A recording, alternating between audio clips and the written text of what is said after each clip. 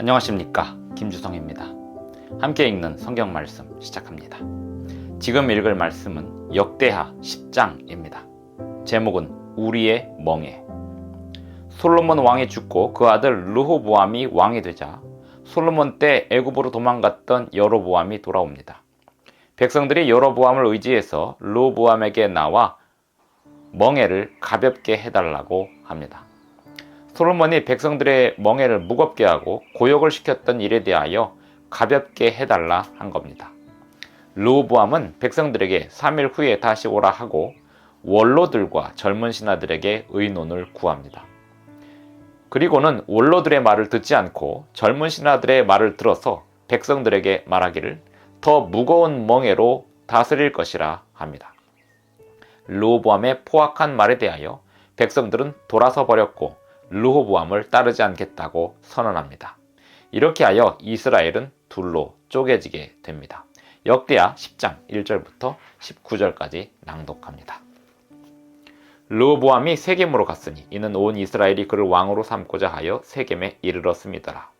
느밧의 아들 여로보암이 전에 솔로몬 왕의 낯을 피하여 애굽으로 도망하여 있었더니 이 일을 듣고 여로보암이 애굽에서부터 돌아오매 무리가 사람을 보내어 그를 불렀더라. 여로보암과 온 이스라엘이 와서 르호보암에게 말하여 이르되 왕의 아버지께서 우리의 멍에를 무겁게 하였으나 왕은 이제 왕의 아버지께서 우리에게 시킨 고역과 매운 무거운 멍에를 가볍게 하소서. 그리하시면 우리가 왕을 섬기겠나이다. 르호보암이 그들에게 대답하되 3일 후에 다시 내게로 오라 하매 백성이 가니라.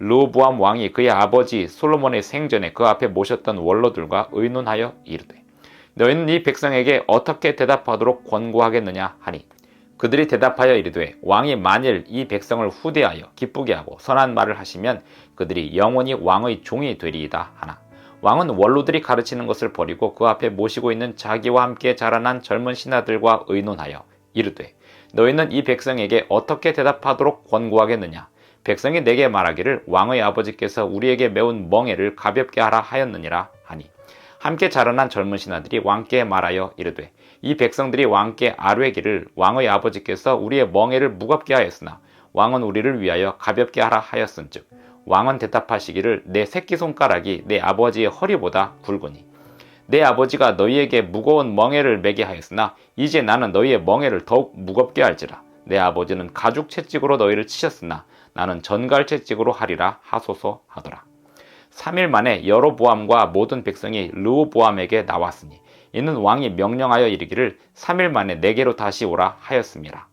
왕이 포악한 말로 대답할세 르호보암이 원로들의 가르침을 버리고 젊은 신하들의 가르침을 따라 그들에게 말하여 이르되 내 아버지는 너희의 멍에를 무겁게 하였으나 나는 더 무겁게 할지라 내 아버지는 가죽 채찍으로 너희를 치셨으나 나는 전갈 채찍으로 치리라 하니라. 왕이 이같이 백성의 말을 듣지 아니하였으니 이 일은 하나님께로 말미암아 난 것이라. 여호와께서 전에 실로 사람 아히야로 하여금 느밧의 아들 여로보암에게 이르신 말씀을 응하게 하심이더라. 온 이스라엘은 왕이 자기들의 말을 듣지 아니함을 보고 왕에게 대답하여 이르되 우리가 다윗과 무슨 관계가 있느냐 이새의 아들에게서 받을 유산이 없도다. 이스라엘아 각각 너희의 장막으로 돌아가라. 다윗이여 이제 너는 내 집이나 돌보라 하고 온 이스라엘이 그들의 장막으로 돌아가니라. 그러나 유다 성읍들에 사는 이스라엘 자손들에게는 르호보암이 그들의 왕이 되었더라. 르호보암 왕이 역군의 감독 하도람을 보냈더니 이스라엘 자손이 저를 돌로 쳐 죽인지라. 르호보암 왕이 급히 수레에 올라 예루살렘으로 도망하였더라. 이에 이스라엘이 다윗의 집을 배반하여 오늘날까지 이르니라. 역대하 10장 1절부터 19절까지 낭독했습니다. 솔로몬 왕이 백성들에게 끼친 고역과 무거운 멍에 그 그늘이 이제 불거져 나오고 있습니다.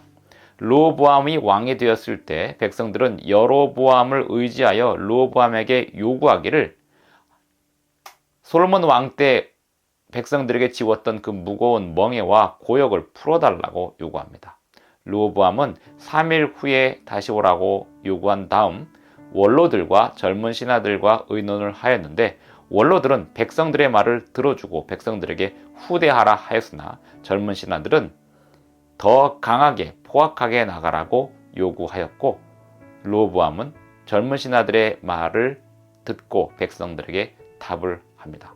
백성들은 르호보암의 포악한 말에 반응하기를 우리가 더 이상 르호보암을 따를 이유가 없다 하고 돌아서게 됩니다. 이렇게 해서 이스라엘 나라가 둘로 쪼개지게 되었던 것입니다.